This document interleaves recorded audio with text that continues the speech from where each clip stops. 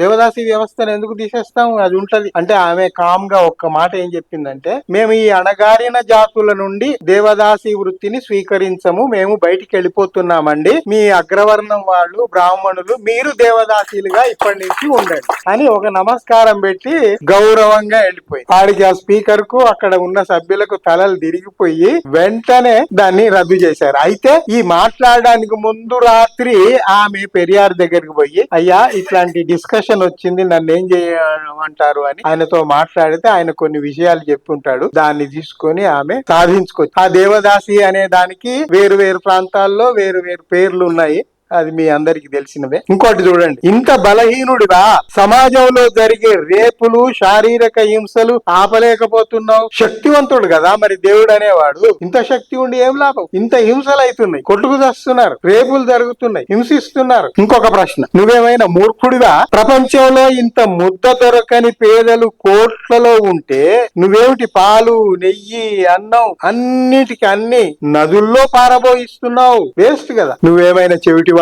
అకారణంగా చనిపోతున్న మనుషుల ఆర్తనాదాలు, బలత్కారాలకు గురవుతున్న పసికూనల ఏడ్పులు పెడబొబ్బలు నీకు వినిపించటం లేదా? నువ్వేమైనా గుడ్డివాడివా? తిట్టని తిట్టు లేదు. చూడండి, నువ్వు ఇంత ధైర్యం కావాలి. నువ్వేమైనా గుడ్డివాడివా? ప్రపంచం మీద ఇన్నిన్ని అవరోధాలు అపరాధాలు జరుగుతూ ఉంటే నీకేమీ కనిపించటం లేదా? నువ్వేం టెర్రరిస్టులతో కుమ్మక్కయ్యావా? ప్రతిరోజు లక్షల మందిని చంపిస్తున్నావు, మతోన్మాదివా? ఉగ్రవాదివా? నిన్ను చూసి అందరూ భయపడి గదగద వణకాలని అనుకుంటున్నావా ఏమిటి? చూడండి ఆయన ప్రశ్నలు. నువ్వేమైనా మాటలు రాని మూగవాడివా?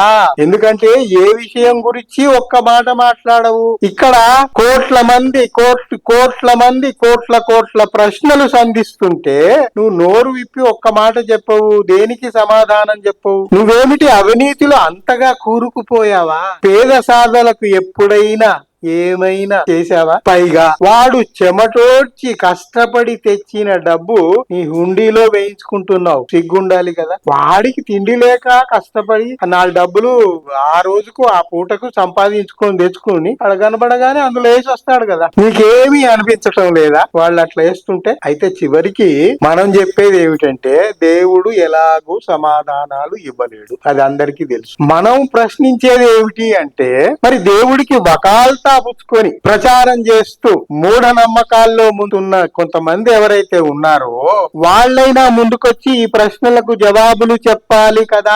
ఇప్పుడు వకాల్తా పుచ్చుకున్న వాడు ఏం చేయాలి? పోయి వాడి పక్షాన వాదించాలి కదా. మీరు వకాల్తా పుచ్చుకుంటారు గాని వాదనేది, జవాబేది, సంతృప్తికరంగా ఈ వీళ్లను సమాధాన పరిచిందేది ఎందుకు చేయట్లేదు అని మనం ఆ వకాల్తా పుచ్చుకున్న వాళ్ళని అడుగుతాం. ఇప్పుడు మనం చూస్తున్నది ఏమిటి? మనోభావాలు దెబ్బతిన్నాయని యాగి చేయటం, వాళ్లకు వ్యతిరేకంగా ఎవడన్నా మాట్లాడితే వాళ్ళ మీద బూతుల వర్షం కురిపించటం తప్పించి ఇంకేమైనా వాళ్ళు చేస్తున్నారా? చేయగలరా? హేతుబద్ధమైన సమాధానం ఇచ్చారా? ఇంతవరకు ఎప్పుడైనా ఇవ్వలేదు కదా. ఇవన్నీ ఆలోచించి పెరియార్ ఏం చేశాడు? ఆత్మ గౌరవ ప్రతీకగా సెల్ఫ్ రెస్పెక్ట్ మూవ్మెంట్ ను తీసుకొచ్చాడు, స్వాభిమాన ఉద్యమం. ఇక్కడ మీకు ఇంకొక సంఘటన కూడా చెప్తా. ఏమిటంటే 1920లో అంటే ఇండిపెండెన్స్ రాక ముందే 1920s లో కేరళలో కొట్టాయం జిల్లాలో వైకోమ్ అని ఒక పట్టణం. వైకోమ్ ఇంటి పేరుతో ఒక ప్రసిద్ధ రచయిత కూడా ఉన్నాడు, మీ అందరికి తెలుసో తెలీదు, వైకోమ్ మహమ్మద్ బషీర్. నేను కాలికట్ పోయినప్పుడు ఆయన ఇల్లు కూడా చూసి వచ్చాను. ఆ ఇంట్లో ఇప్పుడు ఎవరు లేరు, మొత్తం దాన్ని మ్యూజియం చేశారు. వచ్చిన వాళ్ళందరూ ఆ మ్యూజియం చూసి ఆ వైకోమ్ కూర్చున్న చోటు, రాసుకున్న కళాలు పెన్నులు అని చూసి వస్తాం. ఎట్లయితే బెంగాల్లో రవీంద్రనాథ్ ఠాగూర్ ఇంటికి పోతే ఎట్లా ఉద్వేగభరితం అయిపోతామో కాలికట్ పోయినా కూడా అదే జరుగుతుంది. అయితే ఆ వైకోమ్ అనే పట్టణంలో 1920s లో ఒక పని జరిగింది. ఏంటంటే అక్కడ ఒక శివాలయం ఉంది, శివాలయం ఎదురుగా ఒక కూడలి ఉంది, 4 రోడ్లు కలుస్తాయి అక్కడ. అయితే అక్కడ స్థానిక పాలకులు ఏం చేశారంటే అంటరాని వాళ్ళు అటువైపు రాకూడదు అని నిషేధాజ్ఞలు ప్రకటించారు. అంటరాని వాళ్ళు రాకూడదు అంటే ఎట్లా? ఇప్పుడు వాడికి తెలిసిన వాడు ఎవడో అవతలి వీధిలో ఉంటాడు, వాడు వెళ్ళాలి కదా. ఎట్లా వీలైతుంది? చిన్న పట్టణం ఉన్నాయి, 4 రోడ్లలో ఎక్కడ తిరగొద్దు అంటే వాడు ఎటుపోతాడు. అందువల్ల లోకల్ గా కొంతమంది యువకులు కలిసి లేలే మేము ఒప్పుకోవట్లేదు అని ఒక ఉద్యమం తీసుకొచ్చారు, నిరసనలు చేశారు, అది తక్షణం ఎత్తేయాలి అన్నాడు. ఏమి వినలే. రక్షక భటులు వచ్చారు, వాళ్ళని పట్టుకుపోయారు, కొట్టారు, మళ్ళీ వదిలిపెట్టారు. అదే జరుగుతుంది గాని అసలు ఆ ఛేదం ఎత్తేయలే. అప్పుడు వాళ్ళకు ఒక అతను ఎవరో చెప్పారు, పక్కన చెన్నైలో, అంటే అప్పుడు మద్రాస్ అనేవాళ్ళు కదా, మద్రాస్ రాష్ట్రంలో పెరియార్ అని ఉంటాడు, ఆయన దగ్గరికి పోయి చెప్పండి, ఆయన ఏమన్నా సలహాలు సూచనలు ఇస్తాడు అంటే ఇద్దరు కలిసి వెళ్ళి ఆయన చెప్తే పదండి నేను వస్తున్నాను అని ఆయన వచ్చేసి అదే శివాలయం ఎదురుగా ఠికాణా పెట్టి ఉద్యమం చేసి ప్లాకార్డులు పెట్టి నినాదాలు ఇచ్చి చేస్తే అది ప్రెస్ లో విపరీతంగా పోయింది, ఢిల్లీ దాకా పోయింది. ఇంగ్లీష్ ప్రెస్ మొత్తం దేశవ్యాప్తంగా పోతుంది కదా, అంతా అందరికీ తెలిసిపోతే ఈ పాలకులు, లోకల్ పాలకులు, అంటే ఇంకా ఇండిపెండెన్స్ రాకముందు ఇక్కడ మనకు నిజాం ఉన్నట్టు అక్కడ ఎవడో లోకల్ పాలకుడు ఎవడో ఉంటాడు, వాళ్ళు ఏం చేశారు, ఇక ఇది ఇట్లా అయ్యేటట్లేదు, ఈయన దీన్ని పెద్దగా చేశాడు, ఫోటోలు వస్తున్నాయి, దాని మీద డిస్కషన్స్ అవుతున్నాయి, రోజు రోజుకు ఆ ఊరేగింపులు పేటరేగిపోతున్నాయి, మనం ఏం చేద్దాము అని వాళ్ళకి ఎటు పాలుపోక వాళ్ళు ఏం చేశారు, ఆ గుజరాత్ లో ఎక్కడో గాంధీజీ ఉంటే ఆయన దగ్గరికి పోయి, అయ్యా మీరే వచ్చి మమ్మల్ని రక్షించాలి, అక్కడ మేము ఇట్లా పెడితే ఇట్లా వచ్చింది, అలాగా నేను వస్తున్నాను పదండి అని ఆయన వచ్చి 9 మార్చ్ 1925 నాడు గాంధీజీ ఆ వైకోం పట్టణానికి పోయి పెరియార్ దగ్గర కూర్చొని సంప్రదింపులు జరిపి, అయ్యా మీరే ఇట్లాంటి పనులు చేస్తే ఎట్లా అంటే, పెరియార్ ఒక్కటి చెప్పాడు, అయ్యా గాంధీజీ ఈ కుక్కలు తిరుగుతున్నాయి, అటు నుంచి గాడిదలు తిరుగుతున్నాయి, వాటికి నిషేధం లేదు, ఈ మనుషులు తిరిగితే నిషేధమా అంటే, అవి ఏమైనా ఉద్యమాలు చేసి వాటి హక్కు సాధించుకున్నాయా? సాధించుకోలేదు కదా, వాటిని ఎలో చేస్తున్నారు, మనుషులను ఎలో చేయట్లేదు, ఇదేమిటి అన్నాడు పెరియార్. అంటే ఆయనకు సమాధానం ఏం చెప్పాలో తెలియలేదు. గాంధీ ఈజ్ నాట్ రేషనలిస్ట్, మీ అందరికి తెలుసు. ఒక మంచి పని జరిగింది ఏమిటంటే, జవహర్ లాల్ నెహ్రూ లాంటి వాడు మొట్టమొదటి ప్రధానమంత్రి కావటం వల్ల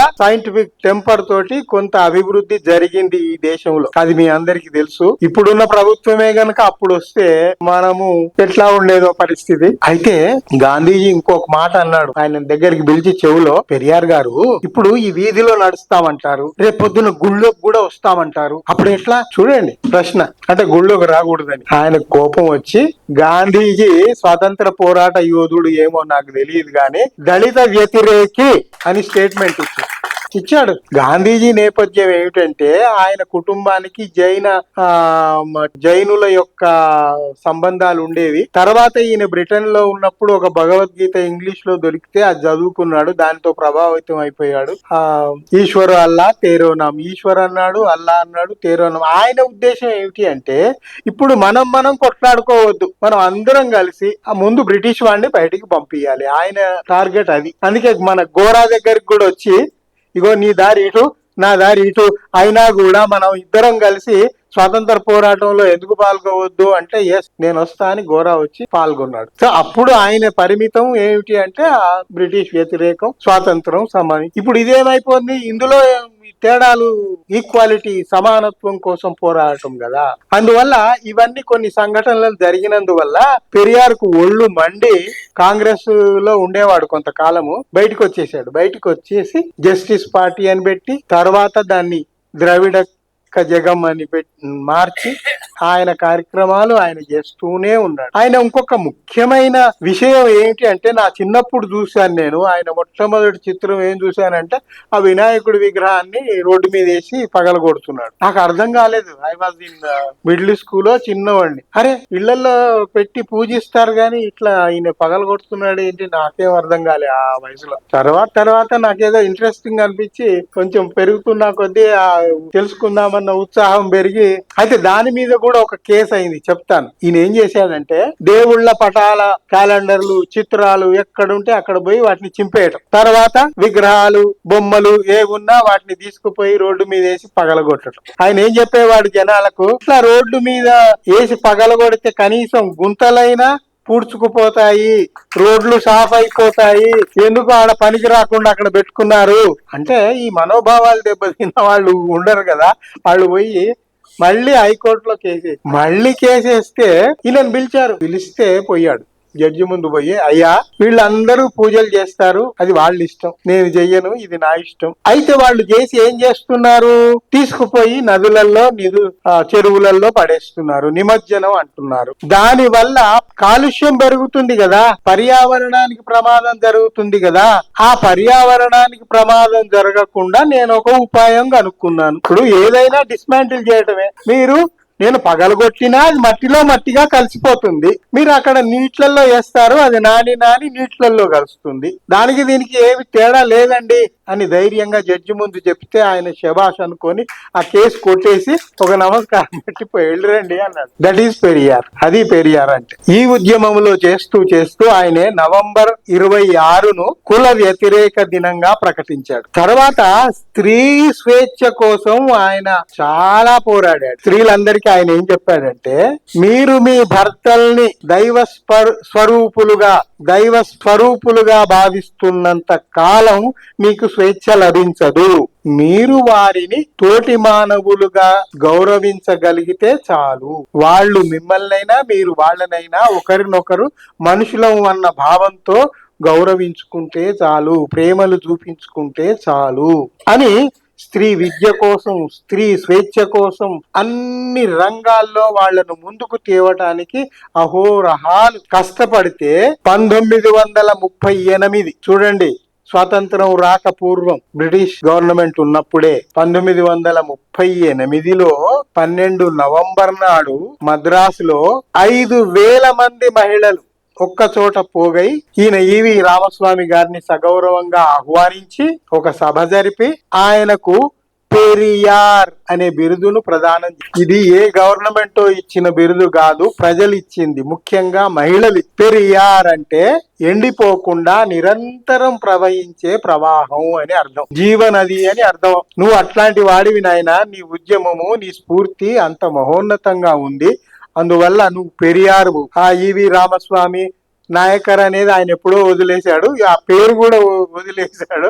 తర్వాత జనాలు ఇంకా పెరియార్ అనే వాడుకలోకి వచ్చేసి, సో అట్లా ఈవి రామస్వామి పెరియార్ గా మారిపోయి ప్రజల చేత గుర్తింపబడి ప్రజలు ఇచ్చిన ఆ బిరుదుతోటి ఆయన పెరియార్ గా స్థిరపడ్డాడు. ఇంకా నేను ఒక్క విషయం చెప్పి ముగిస్తా, ఎందుకంటే ఇంకా మాట్లాడాల్సిన వాళ్ళు ఉన్నారు. పెరియార్ అనగానే ఇవన్నీ గుర్తుకొస్తాయి కాబట్టి తప్పక మీకు చెప్పాలి అనిపించి చెప్తున్నాను. మనకి పెరియార్ ఎలాగో ఉత్తర భారతదేశంలో నార్త్ ఇండియన్ పెరియార్ అని ఒక అతను ఉన్నాడండి. మీరు వినలేదు అనుకుంటాను, చాలా మందికి తెలియదు అనుకుంటాను. నార్త్ ఇండియాలో నార్త్ ఇండియన్ పెరియార్, ఉత్తర భారత పెరియార్ అనేవాడు ఒకడు తయారయ్యాడు. ఏమిటి ఆయన అంటే, ఆయన పేరు లలై సింగ్ యాదవ్. లలై సింగ్ యాదవ్ పెరియార్ ప్రభావంతో యాదవ్ లాగేసి తీసేసి లలై సింగ్ అని పెట్టుకున్నాడు. తర్వాత ఆయన చేస్తున్న కృషి as a follower of Periyar, జనం ఆయనను నార్త్ ఇండియన్ పెరియార్ అనడం మొదలు పెట్టారు. నార్త్ ఇండియన్ పెరియార్ అంటే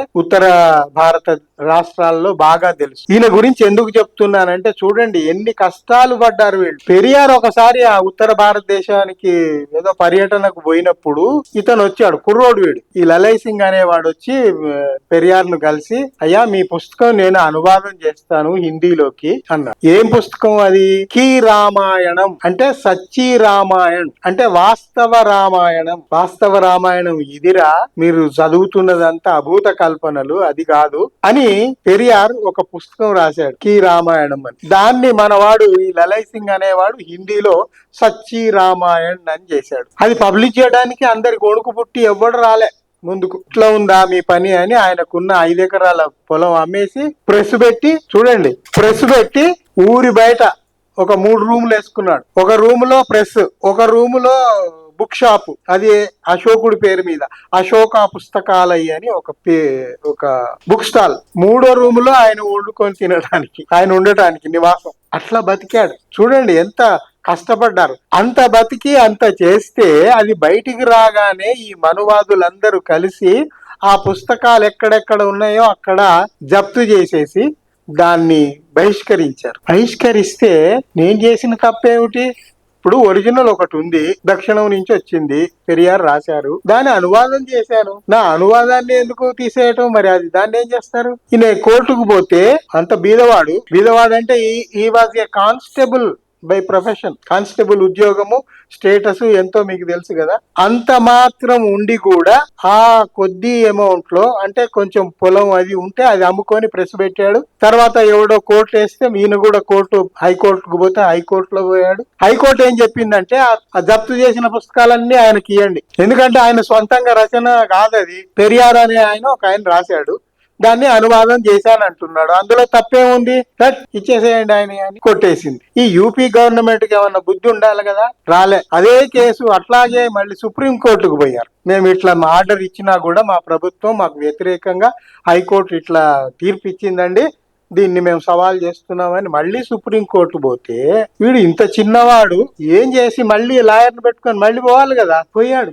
ఈ స్ట్రగుల్ ఎందుకు చెప్తున్నానంటే జీవితంలో ఎంత స్ట్రగుల్ అయ్యారు అది మనం తెలుసుకోవాలి. కృష్ణ అయ్యర్ అని ఫేమస్ జస్టిస్ ఉండేది, మీకు పేరు వినే ఉంటారు. ఆయన టేబుల్ మీదకి పోతే ఆయన కూడా కొట్టేసి పుస్తకాలు జప్తు చేసినవి వాపసు చేయటము అదంతా సరే. ఈయనకు ఖర్చుల కింద 1000 రూపాయలు ఎంతో ఇవ్వండి, ఎప్పుడు 70 ఏళ్ల కింద. అప్పుడు ఆ డబ్బు ఎంత విలువైంది మీకు తెలుసు, మనకు తెలుసు. మన కళ్ళ ముందే మన పూర్వీకులు చెప్తుంటారు, నా జీతం 10 రూపాయలు ఉండేది, టీచర్ గా పనిచేశాను, జీతం 10 రూపాయలు ఉండేది, 20 రూపాయలు ఉండేది అని చెప్తుంటారు, విన్నాం కదా. ఆ రోజుల్లో మరి అంత డబ్బు సుప్రీం కోర్టు ఈయనకి ఇప్పించింది అంటే అది నాస్తికులకు బలమైన విషయమా, బలము కాని విషయమా ఆలోచి. ఇక్కడ ఒక్కటేనండి, అబద్ధాలు ఎన్నైనా మారుతూ ఉంటాయి, నిజం మారదు. నిజం ఎప్పుడు ఒక్కటే ఉంటుంది, అది నిలకడగా ఉంటుంది, నిశ్చలంగా ఉంటుంది. దాన్ని నిలబెట్టుకునే ప్రయత్నం మనం చేయాలి. మనం చేయాల్సిన పని అదే. ప్రతి విషయానికి మనకు ఇప్పుడు పరిస్థితులు ఎట్లా వచ్చినాయంటే ఏ విషయం తెలిసినా కూడా ఇది నిజమా అబద్ధమా తేల్చుకోవాల్సిన పరిస్థితి వచ్చింది. మీరు వద్దంటే ఎవరో ఎన్నో విషయాలు చెప్తుంటారు, వద్దంటే ఈమెయిల్స్ వస్తుంటాయి, వద్దంటే ఫోన్ కాల్స్ వస్తుంటాయి, వద్దంటే వాట్సాప్ మెసేజ్లు వస్తాయి. కానీ ప్రతి దాన్ని మీరు ఆలోచించి ఇది నిజమా అబద్ధమా, నిజమా అబద్ధమా అని తేల్చుకోవాల్సినది ఎవరికి వాళ్ళే నిర్ణయించుకోవాలి. ఎవడో చేయడు, మనకు మనమే ఉద్ధరించుకోవాలి. అందుకే బుద్ధుడు అదే చెప్పాడు, ఎప్పుడో చెప్పాడు కదా, అత్ దీపో భవ, నీవే ఒక దీపమై వెలుగురా. దీపమై వెలుగురా అంటే జ్ఞానమై వెలుగురా, జ్ఞాన దీపమై వెలుగురా అని చెప్పాడు. మనం అన్ని నాశనం చేసుకొని కూర్చుంటాం. బ్రిటన్ లో లేబర్ పార్టీకి సంబంధించిన పార్లమెంట్ మెంబరు అక్కడ ఉపన్యసిస్తూ ఈ ఇండియాకు సంబంధించిన విషయం వస్తే ఎంత తీవ్రంగా తిట్టాడు అనేది మీరు గ్రహించండి. ఏమన్నాడంటే, మీరేమో పూజలు ఉపవాసాలు భజనలు చేసుకుంటూ సమయం వృధా చేస్తారు. ఏది ఇండియన్స్, మీ భారతీయులు పూజలు ఉపవాసాలు చేసుకుంటూ భజనలు చేసుకుంటూ సమయం వృధా చేయండి, మేమేమో ఇక్కడ మా మేధోశక్తినంతా ఉపయోగించి పరిశోధనలు చేసి కొత్త ఆవిష్కరణలు చేసి వాటిని మాత్రం మీకు మేము సులభంగా అందివ్వాలా అడిగాడు. ఒక్కసారి ఆలోచించండి మీరు. ఇప్పుడు ఆ ఫ్యాన్ తిరుగుతుంది, లైట్ వెలుగుతుంది, ఈ ఏసీ నడుస్తున్నాయి, ఇవన్నీ మైకు నడుస్తుంది, ఇవన్నీ ఆవిష్కరణలు రీసెర్చ్ వల్ల సైన్స్ వల్ల వచ్చాయా, ఆధ్యాత్మికం వల్ల వచ్చాయా, మీ ధార్మిక భావనల వల్ల ఎవరికైనా ఎప్పుడైనా మీరు తిండి పెట్టారా? దయచేసి ఆలోచించాలి. మనం ఈ విషయాలనే మనం సామాన్య జనానికి అందిస్తూ ఉండాలి. ఇప్పుడు ఇంకొక విషయం ఏమిటి అంటే, నాకు ఈ మధ్యన మెదడు తొలుస్తుంది ఒక విషయం. గొప్ప గొప్ప కీర్తనలు మన సంగీతకారులు పాడినవి వింటూ ఉంటాం. అరే ఏం పాడారు, ఆ గొంతులో ఆ మాధుర్యం ఏమిటి, అదేమిటి. సరే అంత బానే ఉంది, ఏం పాడారండి? కనబడని దేవుడి గురించే కదా మీరు పాడేటి అన్ని. కనిపించే మనిషి గురించి ఎవడన్నా పాడాడా అంటే, నేను సంగీతకారుల గాయకుల ప్రతిభను గౌరవిస్తూనే వాళ్ళు పాడే విషయాలను నిరసిస్తున్నాను. ఎందుకంటే పనికిరాని అంశాలన్నిటినీ వాళ్ళు ప్రచారం చేసి చేసి చేసి మనల్ని మూఢులుగా తయారు చేశారు కదా.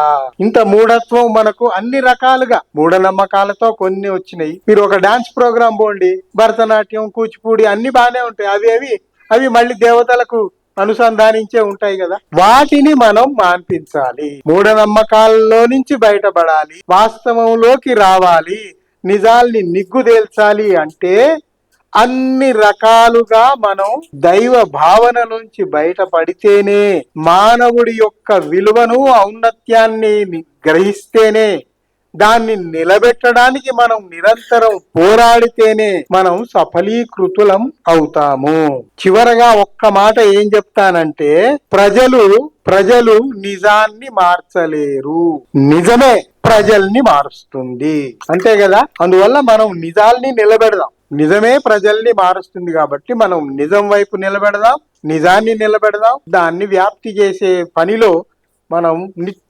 అనునిత్యం కృషి చేస్తూనే ఉందాం. ఈ అవకాశం ఇచ్చిన నిర్వాహకులకు నా ధన్యవాదాలు తెలియజేస్తూ సెలవు తీసుకుంటాను.